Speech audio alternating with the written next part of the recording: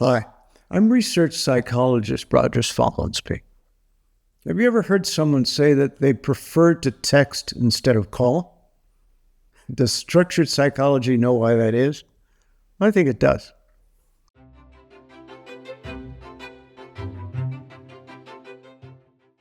An integral part of who we are comes directly from the relationships we have. It's all part of how we're psychologically structured. We're relational beings, so relating to other things and people is what keeps us alive. Today, sometimes the quickest and most effective way of doing just that is by using our cell phones. But why? Not all relationships are positive and forward-moving.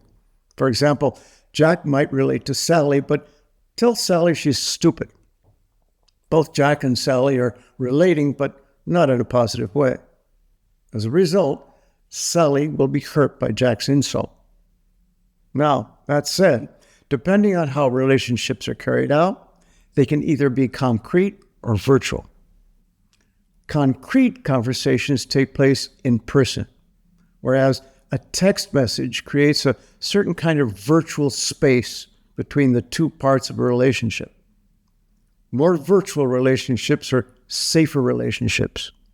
Concrete relationships create direct, impactful emotions, whereas virtual relationships reflect less intense content that can be better controlled. Well, our phones are virtual devices, not concrete ones.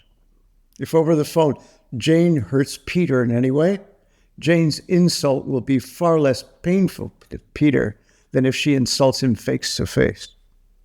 Additionally, if she contradicts Peter, her contradiction will separate Peter from the full impact of a direct insult. Virtuality always leaves more room and flexibility for one to move around emotionally. Back in the day, sending a letter to someone was less psychologically threatening than speaking to them on the phone.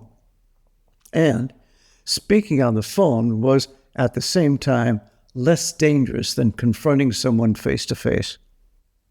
When the cell phone first came out, it captivated everyone with its ability to allow one to instantaneously relate to another and do so in a much safer way.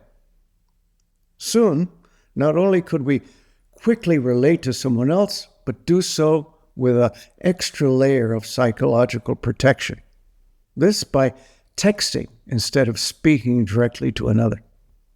One could shield themselves from rude thoughts or contradictions by, as with letter writing, using the written word to link up with others instead of directly communicating with them. Texting gives us an extra layer of protection from relational contradiction, and we know it. As a result, most of us will take that extra layer without batting an eye and do it every time we can. Ever see a group of youngsters all sitting together but texting away on their phones? Now at least you know why they're doing that. It's so much safer. Thank you for watching.